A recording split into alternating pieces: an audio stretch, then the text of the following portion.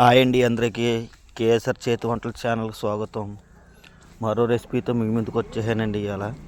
అదేనండి, బంగాళదుంపలతో evening time snacks కింద ఎలా తయారు చేసుకోవాలనేది కూడా ఈ వీడియోలో చూద్దాం. ముందుగా బంగాళదుంపలు తీసుకుని శుభ్రంగా దాటి మీద ఉన్న తొక్క అంతా చెక్కేసి కడుక్కొని ఈ రకంగా మీకు ఏ సైజులో కలితే ఆ సైజులో అంటే పొడిగ్గా కోసుకుంటే ఫ్రెంచ్ ఫ్రైస్ స్టైల్ కోసుకుంటే రుచిగా ఉంటుంది. అంటే మనం మొక్క వేపుకోవడానికి కూడా బాగుంటుంది.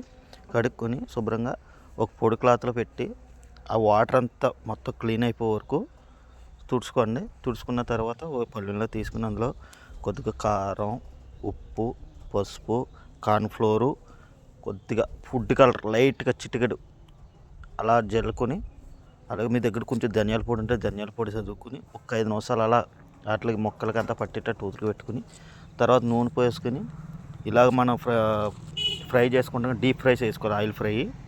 ఆయిల్ ఫ్రై చేసుకుని